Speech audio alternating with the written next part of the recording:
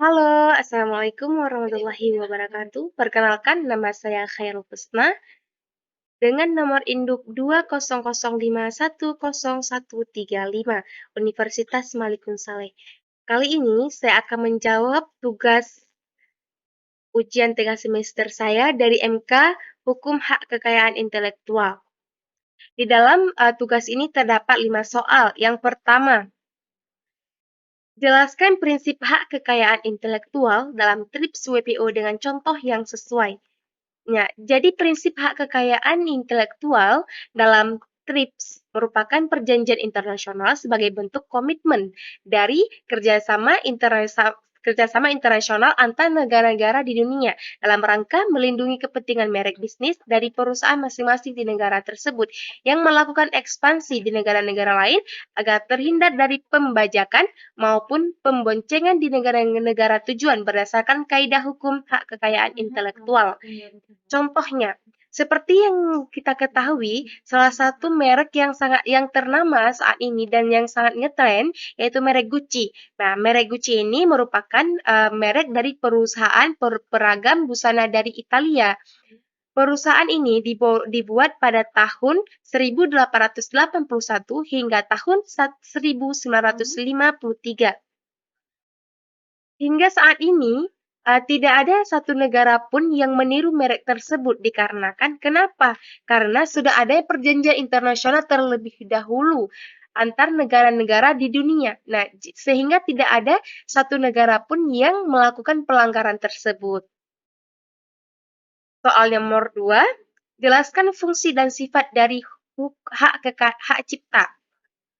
Nah, fungsi hak cipta berfungsi untuk menghargai suatu karya dan mendorong pencipta karya tersebut untuk menghasilkan karya yang baru. Tujuan dari pelaksanaan hukum hak cipta adalah melindungi hak eksklusif, hak moral, dan hak ekonomi bagi pencipta karya. Berikut penjelasannya. Hak eksklusif. Hak eksklusif adalah hak pembuat karya untuk mengontrol mekanisme kepemilikan, juga distribusi dari karyanya. Yang kedua, hak moral. Hak moral itu merupakan hak yang berarti walaupun karya tersebut sudah dibeli, pembeli harus tetap mencantumkan nama pembuat karyanya. Yang ketiga, hak ekonomi. Hak ekonomi merupakan yang berarti hak pembuat karya berhak terhadap imbalan ekonomi dari pihak-pihak yang menggunakan karyanya. Karena pencipta suatu karya memiliki hak sepenuhnya terhadap karya tersebut, termasuk hak untuk menjual karyanya itu. Nah, sifat hak cipta. Hak cipta itu terdapat 4 sifat. Yang pertama, hak cipta adalah hak eksklusif. Seperti di dalam Undang-Undang Nomor 28 Tahun 2014 disebutkan bahwa hak cipta ialah hak eksklusif. Kenapa dikatakan hak eksklusif? Karena hak cipta hanya diberikan kepada pencipta atau pemilik atau pemegang hak tersebut. Yang sifat yang kedua, hak cipta untuk kepentingan umum. Maksudnya bagaimana? Seperti yang telah dijelaskan bahwa hak cipta merupakan hak eksklusif yang istimewa, tetapi ada pembatasan-pembatasan tertentu yang bahwa hak cipta juga perlu untuk memperhatikan kepentingan masyarakat atau umum yang juga turut memanfaatkan ciptaan seseorang. Sifat yang ketiga dari hak cipta dapat beralih atau dialihkan. Maksudnya, sebagaimana bentuk-bentuk benda bergerak lainnya, begitu juga dengan hak cipta ini. Dia dapat beralih ataupun dialihkan. Sebagaimana baik dialihkan sebagian atau dialihkan secara keseluruhan. Nah, pengalihan hak cipta itu ada 2 macam cara. Yang pertama dengan cara transfer, yang kedua dengan cara assignment. Selanjutnya, sifat yang keempat adalah hak cipta dibagi atau diperinci. Maksudnya berdasarkan praktik-praktik pelaksanaan hak cipta dan juga norma dalam hak cipta, maka hak cipta dibatasi oleh 3 hal. Yang pertama, waktu yang merupakan suatu lama produksi suatu barang sekian tahun. Yang kedua, jumlah ialah suatu jumlah produksi barang sekian unit dalam 1 tahun. Yang ketiga, geografis, yang maksudnya contohnya sampul kaset bertuliskan atau slogan itu. Selanjutnya, soal nomor 3, apa yang dimaksud dengan hak moral dan hak ekonomi dari kekayaan intelektual? Jelaskan beserta contoh. Nah, hak moral diatur di dalam Undang-Undang Nomor 28 Tahun 2014 pada tanggal 5 hingga pada pasal 5 hingga pasal 7. Hak moral adalah hak yang melekat secara abadi pada diri pencipta. Nah, ada beberapa yang menjadi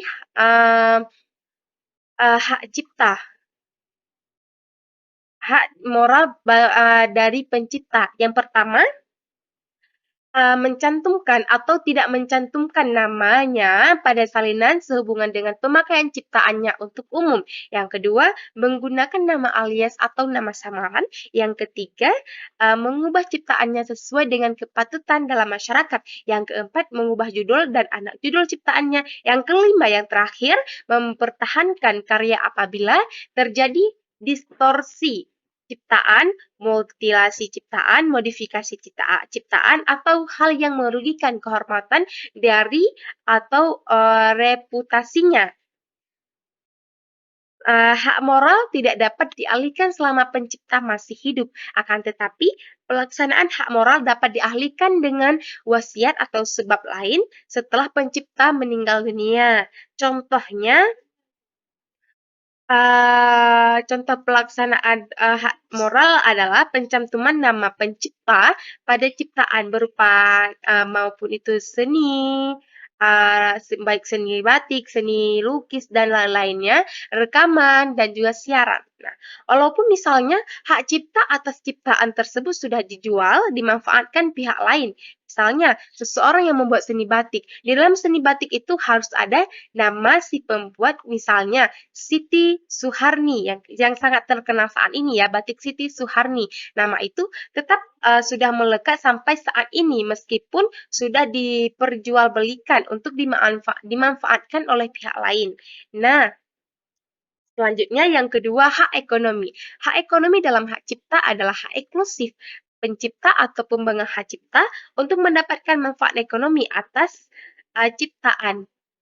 Nah, hak ekonomi yang melekat pada pencipta atau pemegang hak cipta, yang pertama penerbit ciptaan, penggandaan ciptaan, penerjemahan ciptaan, pengadaptasian, pengan, pengaran semenan, pengaran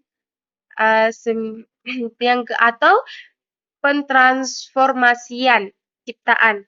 Yang kelima pendistribusian ciptaan atau salinannya. Yang keenam, petunjukan ciptaan. Yang ketujuh, komunikasi. Selanjutnya, penyewaan ciptaan. Setiap orang yang melakukan hak ekonomi pencipta tersebut wajib mendapatkan izin pencipta atau pemegang hak cipta. Selain itu, Undang-Undang Hak Cipta juga mengatur hak ekonomi atas hasil foto ataupun potret. Setiap orang dilarang menggunakan secara komersial, menggandakan, dan mendistribusikan potret yang dibuat tanpa persetujuan tertulis dari orang yang dipotret atau ahli warisnya.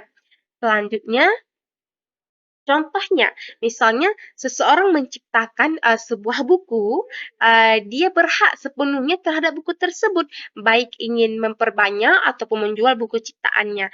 Dan orang lain tidak diperbolehkan untuk menjual atau memperbanyak buku tersebut tanpa izin dari penerbitnya. Seperti itu. Nomor 4, apa yang dimaksud dengan protokol Madrid dalam pendaftaran hak cipta? Nah, saya ada dua maksud dari protokol Madrid. Yang pertama, protokol Madrid adalah sistem yang menguntungkan untuk pemilik merek yang memiliki visi internasional. Sistem ini menyediakan prosedur pendaftaran secara efisien dan transparan, memberikan insentif bagi pemilik merek luar negeri untuk berinvestasi di Indonesia. Yang kedua, protokol Madrid juga merupakan suatu protokol yang dikelola oleh WIPO, di mana protokol ini membantu kita untuk mendapatkan dan mempertahankan perlindungan atas merek kita di seluruh dunia dengan serangkaian prosedur pendaftaran dan pengelolaan terpusat. Selanjutnya, nomor 5, jelaskan prosedur pendaftaran hak cipta di Indonesia. Nah, jadi prosedur pendaftaran hak cipta ini ada dua cara, yaitu secara online dan secara offline. Nah, yang pertama saya akan menjelaskan mengenai prosedur pendaftaran hak cipta di Indonesia dengan cara offline ya. Nah, langkah-langkahnya yang pertama, kita bisa langsung datang ke kantor Kementerian Hukum dan Hak Asasi Manusia terdekat di tempat tinggal kita. Yang kedua, kita bisa menanyakan apa saja persyaratan dan lampiran yang dibutuhkan. Selanjutnya, kita dapat membuat permohonan hak cipta, nama dan logo usaha yang akan diajukan. Selanjutnya, sertakan dokumen pendukung seperti biasanya, fotokopi KTP, fotokopi akte, fotokopi peraturan, serta surat pernyataan bahwa produk dan logo adalah milik kita, surat kuasa khusus, tanda pembayaran biaya permohonan, selanjutnya 10 helai etikat merek, dan surat pernyataan bahwa merek yang diminta pendaftaran adalah milik pemohon.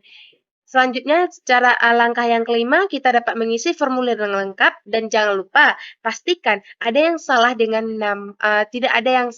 pastikan tidak ada yang salah dengan nama produk dan logo yang ingin kita patenkan. Selanjutnya, langkah yang keenam, setelah kita mengisi formulir yang diberikan oleh staf kantor Kemenkumham, selanjutnya kita bisa membayar biaya permohonan pengajuan dan pendaftaran hak cipta nama dan logo usaha. Setelah semua proses secara pendaftaran hak cipta nama dan logo usaha, pengajuan kita akan diproses dan kita bisa menunggu ya. Berikutnya proses yang perlu diperhatikan, yang pertama, agar pengajuan pendaftaran cepat diproses, kita wajib memenuhi persyaratan. Yang kedua, Dirjen Hukum Hak Kekayaan Intelektual biasanya akan memberikan pengumuman tentang hak cipta tersebut setelah 18 bulan setelah kita melakukan pengajuan permohonan. Selanjutnya, setelah itu pengumuman hak cipta akan dilangsungkan selama 6 bulan dengan tujuan untuk mengetahui respon masyarakat apakah keberatan atau tidak. Selanjutnya, langkah-langkah secara online. Yang pertama, kita dapat melakukan pemesanan kode billing.